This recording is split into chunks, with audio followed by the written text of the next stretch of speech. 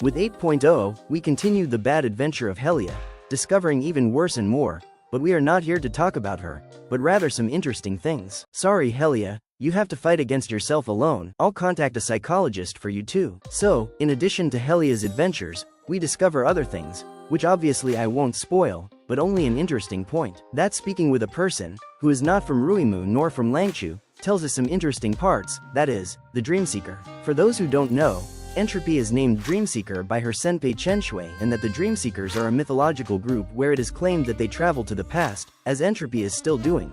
But where does this person in this myth come from? The person is this girl named Peggy, where she says that it's interesting, that someone finds interesting, their myths about Dreamseekers. The amazing thing for me is that Peggy is the second person who talks about this myth, since she herself is from the continent Elysium. At first, I thought that Ryumu was part of Elysium months ago, but I was very wrong.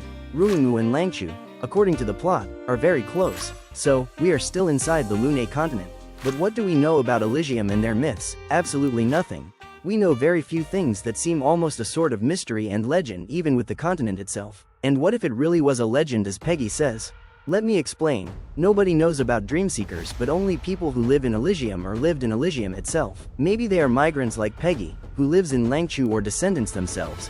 Maybe for the reason that already in that period, the Elysium, something terrible had already happened, like for example this group, called Dreamseeker, a forgotten past that is even before the catastrophe of the calamity, even before Mars became a desert in our days, something that the gods themselves know, but that hide the truth. But perhaps we can suppose how this mysterious civilization is made, thanks to the name of the continent itself, Elysium. Elysium is a Greek mythology as well as part of the Minoan religion, where originally, it was a paradise that only the heroes themselves could stay in, and the gods themselves conferred immortality on them. A paradise where only the gods granted immortality to heroes. What if this was the answer? Of ancient heroes who discovered a harsh truth behind the gods themselves.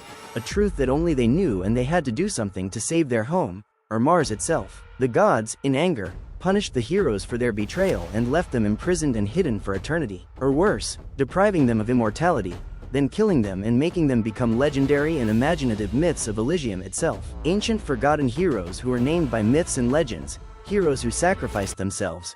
We already had something on Earth, heroes of 50,000 years who sacrificed themselves to save humanity itself. The Flamechasers themselves, it's quite interesting to see, beyond their Star Rail variants, see Martian variants of the Flamechasers. And who knows, maybe see a certain acquaintance of ours again. But who knows, anything can happen, right? Moreover, it would be funny if these two variations of Flamechaser were part of a Greek variation, but I think I cooked too much. What do you think?